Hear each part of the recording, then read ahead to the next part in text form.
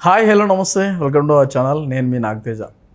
ప్రస్తుతానికి మన ఎదురుగుండా ఉన్నటువంటి గెస్ట్ ఎవరంటే అలనాటి అందాల నటి ఇప్పటి ఎవరు మర్చిపోలేనటువంటి యాక్ట్రెసెస్ అనమాట. కరాటే కళ్యాణ్ గారు అంటే ఎవరికి మర్చిపోలేరు రావండి. అన్ని విధాలుగా అన్ని రంగాలలో అంటే నటిస్తూనే సోషల్ మీడియాలో ఎప్పుడు కనపడుతూ ఉంటారు. సో ఆవిడ మన ముందు ఉన్నారు. ప్రస్తుత అంశాల మీద మాట్లాడడమే కాకుండా ఆవిడ గురించి కూడా తెలుసుకునే ప్రయత్నం చేద్దాం. మేడం నమస్తే. నమస్తే. ఎలా ఉన్నారు మేడం? ఎప్పుడో ఒకసారి చేసాం, మళ్ళీ ఇప్పుడు కుదిరింది. ఇప్పుడు హెల్త్ అంతా బాగానే ఉందా మేడం? బాగానే ఉంది. కొంచెం ఏం లేదు, ఎండలకి డిహైడ్రేషన్ అట్లా అయింది, అంతకు మించి ఇంకేం లేదు. బాగానే ఉంటాను, అంత హెల్తీగా ఉన్నారు ఎప్పుడు అంతే. ఇప్పుడు సీరియల్స్ చేస్తున్నారా, సినిమాలు చేస్తున్నారా? ఇప్పుడు ఏవి చేయట్లేదు. ఎందుకు? సోషల్ సర్వీస్ చేస్తున్నాను కదా, అవన్నీ అయిపోయి దూరం అయిపోయి. ఇవి చేస్తే అవి చేయలేము, అవి చేస్తే ఇవి చేయలేము. వీటికి టైం అర్ధరాత్రి అపరాత్రి ఫోన్లు వచ్చినా, ఏదైనా అవసరమైనా ఎవరికైనా హెల్ప్ అన్నా, లేకపోతే ఏదన్నా సామాజిక స్పృహతో ఏదైనా స్పందించినా అనే ఆ మాటలు అనే తిట్లు మనం చేసే కష్టం ఎవరికి కనిపించదు.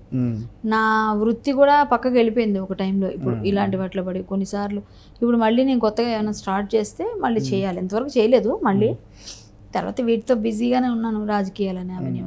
మేడం మీరు ఇంత మంచి సౌహృదమైనటువంటి హృదయంతో మంచి పనులు చేయాలని ముందుకు వచ్చి 10 మందికి సేవ చేయాలనే సంకల్పంతో, కానీ ఎందుకు నెగిటివ్గా పోర్ట్రేట్ అయింది కొన్ని సందర్భాలలో? అంటే మీ మీద ఎలిగేషన్స్ రావడం కానీ ఏం ఎలిగేషన్స్? అవి వేసేవాడంతా ఎలిగేషన్ అని నువ్వే చెప్తున్నావు. యాక్సెప్ట్ చేస్తారా ఎలిగేషన్ అంటున్నా? కాదు, ఎలిగేషన్ అనేదాన్ని ఇంకా అక్కడే అర్థమైపోయింది. ఇంకా అది ఎలిగేషన్ వేసుకునేవాడు వాడు వేసేది వేస్తూనే ఉంటాడు. ఆ బురదను మనం ఎందుకు పూసుకోవటం? మనకేం అవసరం? వాడు వేస్తే వాడికి సరదా, వాడికి పని పట్టలేదు, ఏదో ఒకళ్ళు కెలకాలి, ఏదో ఒకటి అనాలి అంటాడు వాడు. అనుకుని నాకేం సంబంధం? నాకు సంబంధం లేదు. నేను ఇవ్వాల్సినంత వరకు క్లారిటీ ఇచ్చేస్తాను, అయిపోయింది, అక్కడితే వదిలేస్తాను. స్టేషన్లకి వెళ్ళడము, కోర్టుల చుట్టూ మీకు ఒక శ్రమ కదా, అది వృధా శ్రమ. అంటే స్టేషన్కి వెళ్ళడం అంటే నాకు అది రాసి పెట్టున్నప్పుడు నేను ఇంట్లో కూర్చున్నా, నన్ను స్టేషన్ తీసుకెళ్తారు. విధి రాత, మనం ఏం చేయలేం, నమ్మాలి. ఇంకోటి అలాగే కోర్టుకి మనకి సంబంధం లేకుండా కొన్ని కేసులు ఇరుక్కుంటాం.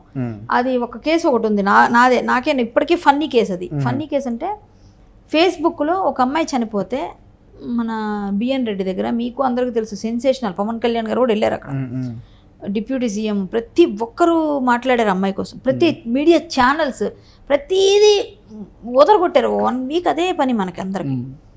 ఆ అమ్మాయి చనిపోయింది. ఆ పాప పేరు బయటికి చెప్పానట. నా మీద కేసు ఎలా పెట్టాలో తెలియక నా ప్రత్యర్థులు, నా మీద కోపంగా ఉన్న హిందుత్వవాదుల మనుషులు, ఒకడు పనికిరాని వెధవ, ఆ వెధవ వచ్చి మొత్తం ఫేస్బుక్ అంతా వెతికితే ఆ పోస్ట్ కనబడ్డది. ఆ పోస్ట్లో పేరు మెన్షన్ చేసి అమ్మాయి పేరు పెడితేనంట అది ఫోక్సో అంట. నాకు తెలియదు, ఆ చట్టంలో ఉందట, పెట్టకూడదు పేరు బయటపడి. కోర్టుకి అవన్నీ అనవసరం కదా, కనిపించిందే. అయినా సరే పోలీసుల దగ్గరికి వెళ్ళి తిరిగితే ఏం కేసు అయ్యేది? అమ్మాయి పోస్ట్ పెట్టింది, కేసు పెట్టండి అంటున్నావు, ఇదేం పద్ధతి? అమ్మాయి గురించి బాధపడుతూ అయ్యో పాపం నిన్ను కాపాడుకోలేము పాప చిట్టి తల్లి అని పెట్టింది. అంత మంచిగా పోస్ట్ పెడితే నువ్వేందా ఎట్లా అంటున్నావు అని అడిగితే, వాడు కేసు పెడతారా పెట్టనా అని అడిగాడంట. ఎక్కడ వాడు ఉండేది ఈ ఊర్లో కాదు, వాడికి సొంత ఇల్లు లేదు, సొంత ఎక్కడ వాడికి అడ్రస్ లేదు, అడ్రస్ లేని వెధవా ఒక విధంగా. వాడు పెడితే మళ్ళీ మాతోనే తిరిగి మాకు తిన్నంటి వాసాలు లెక్క పెట్టే వెధవా. వాడు ఏం చేయాలో తెలియక ఎవరో ఫ్రెండ్ ఇంట్లో అడ్రస్ పెట్టి జగద్గిరి గుట్ట పిఎస్లో కోర్టుకి వెళ్ళి కోర్టులోంచి కేసేసి చాలామంది కలిపి నా మీద పకడ్బందీగా నన్ను ఇరికించాలంటే ఏం దొరకట్లేదు. సో పకడ్బందీగా ప్లాన్ చేసి కోర్టుకి వెళ్ళి కోర్టు రిఫర్డ్ కేసు తీసుకొచ్చి ఫోక్సో చట్టం కింద నా మీద కేసు పెట్టారయ్యా. ఇప్పుడు నేను 2 సార్లు ఒక్కటిపల్లి కోర్టుకి వెళ్తే మీరు ఎందుకు వచ్చారు మేడం అడుగుతున్నారు. పరువు పోతుంది ప్రతిసారి. ఏంటి ఎందుకు వచ్చారంటే నేనే దొంగలాగా వెళ్ళి ఇలా నిలబడుతున్నాను కోర్టులో. అసలు నా తప్పు ఏమైనా ఉందా? ఇందులో ఒక మాట చెప్పి ఫేస్బుక్లో పోస్ట్ తెలియక పెట్టాను. అంటే మీరు ఫేస్బుక్లో పేరల్ రాస్తూ ఉంటారు, దేని గురించి అయినా అది మీకు తిరిగి అంటే అది కాదు. ఆ అమ్మాయి గురించి ఒక సమాజంలో ఒక ఆడపిల్లని చంపేస్తే, రేప్ చేసి ఒక చాపలో చుట్టి పడేస్తే వాడు సమాజం ఎక్కడికి వెళ్ళిపోతుంది అని పెయిన్తో ఒక ఆడపిల్లగా నా ఆవేదన వ్యక్తం చేశా. అది తప్పు, ఆవిడ పేరు పెట్టాను, అది నాకు తెలియదు. నాకు తెలిస్తే పెట్టనుగా, ఇప్పుడు తెలిసింది, ముందు చట్టం తెలియదు కాబట్టి పెట్టేశాను. తను తప్పు అయితే నాకు తెలియక చేసింది తప్పది. అయినా సరే అది నేను పెట్టానా ఇంకెవరు పెట్టారు, లేకపోతే నా హ్యాండిల్లో ఆ టైంలో మా తమ్ముళ్ళు వాడతారు, లేకపోతే ఇంకెవరు వాడతారు. సరే నేను ఏదైనా పోస్ట్ పెట్టలేకపోతే వాళ్ళకి ఇచ్చేసాను, ఎవరికైనా ఇచ్చేసి ఉండొచ్చు నేనన్నా వాళ్ళు ఫీల్ అవుతున్నారు. సరే నేను వాళ్ళు ఎవరో ఒకళ్ళు తెలియక చేశారు. పోనీ చేసినప్పుడు దాని మీద నేను కేసు ఇప్పుడు తిరుగుతున్నాను.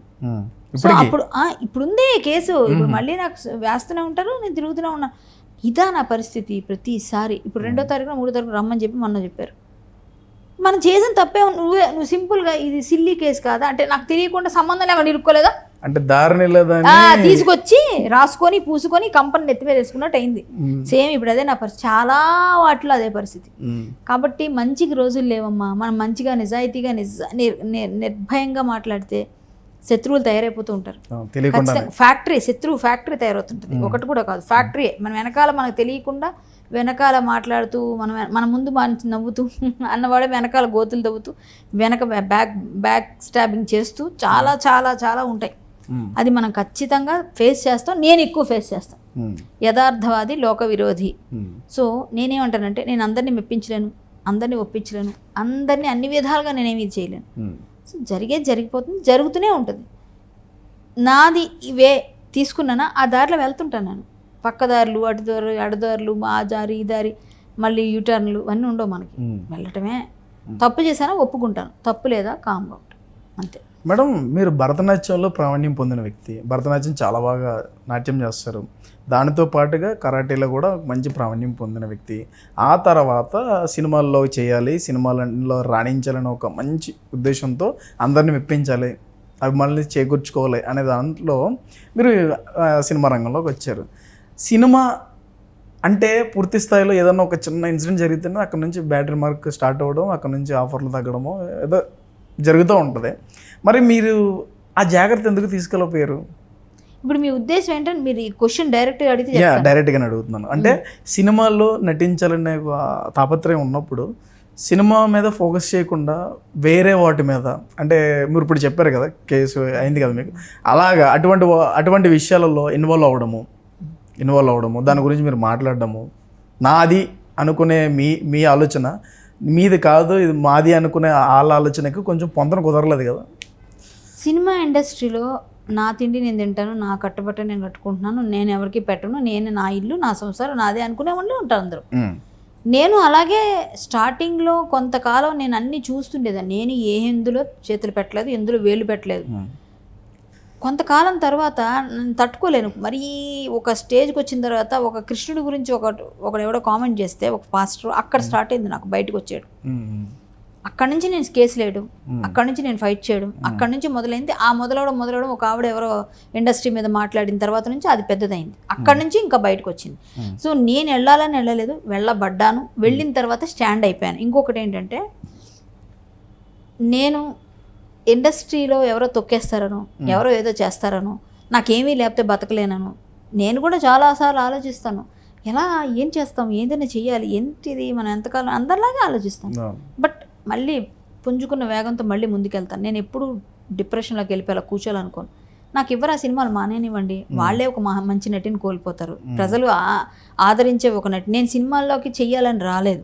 నన్ను వేరే వాళ్ళు నన్ను ఇక్కడ తీసుకొచ్చిన తర్వాత వాళ్ళు ఏదో బాండ్ రాయమంటే నేను రాయనని తోసేసి, అప్పుడు కూడా వాళ్ళతో ఫైట్ చేసి బయటికి వెళ్ళి 600 రూపాయలు రూమ్ రెంట్లో ఒక తార్నాకాల రూమ్ రెంట్ తీసుకొని, తర్వాత రోజు నేను ట్రావెలింగ్ చేసి మనం స్కూటీ నా ఊర్లో ఉంటే తెచ్చుకొని, అక్కడి నుంచి నేను మా ఊరు నుంచి వచ్చిన తర్వాత రోజు పద్మాలయ స్టూడియోస్ తార్నాక అలా తిరిగితే అక్కడ ఎక్కువ అయ్యేవి. పద్మాలయ స్టూడియోస్, రామానాయుడు స్టూడియోస్లో అయ్యేవి, అప్పుడు నానకరామ్ గూడలో అయ్యేవి. అవన్నిటికీ నేను వెనక తిరిగి 4 రోజులు వెళ్ళి కనిపించినందుకు ఒక 2-3 వేషాలు వస్తే అక్కడ నుంచి అలా ఈ పిల్ల చాలా మంచి టాలెంటెడే, బాగా చేస్తుంది అని చెప్పేసి అన్నట్టు నేను నిజాయితీగా ఖచ్చితంగా అలాగే ఉన్నాను. సినిమా ఆర్టిస్ట్ అయిపోదాం రాలే, నేను సింగర్ అవుదాం అనుకున్నాను, ఆర్టిస్ట్ అయ్యాను.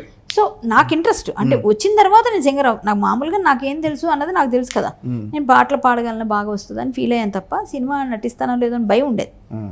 కానీ నాకు హరికథ, ఈ నాటకాలు వేయటం, ఇవన్నీ కరాటే కాంపిటీషన్స్ వెళ్ళడం, వాటి వల్ల ధైర్యంతో పాటుగా స్టేజ్ ఫియర్ లేదు. సో నేను తొందరగా షైన్ అయ్యాను.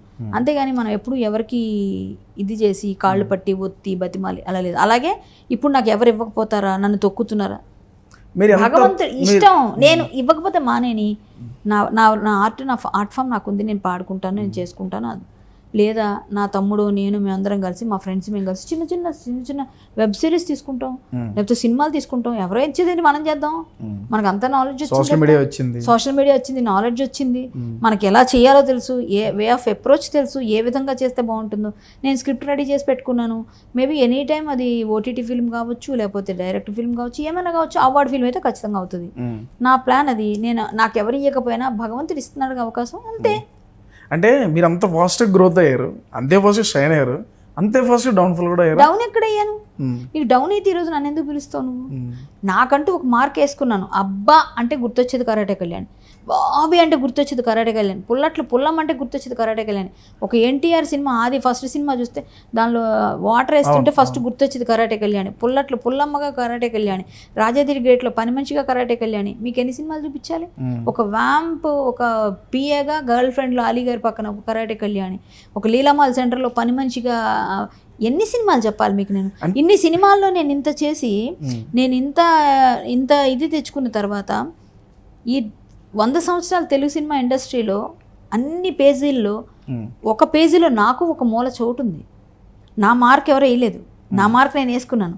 కొంతమంది ఉంటారు కదా కమెడియన్స్, వాళ్ళ లిస్టులోనూ ఒక వ్యాంపుల్ లిస్ట్లో ఏ విధంగా తీసుకున్నా ఒక క్యారెక్టర్ ఆర్టిస్ట్ లిస్ట్లో నేను కూడా ఉన్నాను. సో నా లిస్టులో నేను ఉండడం నాకు సంతోషం. తెలుగు సినీ కళామతలకి ఎప్పుడు రుణపడి ఉంటాను. నన్ను వాళ్ళు డౌన్ఫాల్ అవ్వడం ఏం లేదు. ఓకే, ఈ డోర్ మూసి ఇంకో డోర్ తెరుస్తాడు. ఎప్పుడైనా అలా నేను వెళ్తాను, పాజిటివ్ థింకింగ్. ఈరోజు నేను ఆర్టిస్ట్గా చేయట్లేదంటే నా మార్క్ నేనే బీట్ చేయాలి. నా మార్క్ మళ్ళీ దిగువ పడిపోతే ఎందుకు నేను యాక్ట్ చేసి? సో నేను అది చేయట్లేదు. ఇప్పుడు నా మార్క్ నేను స్టాండ్ చేసుకున్నాను.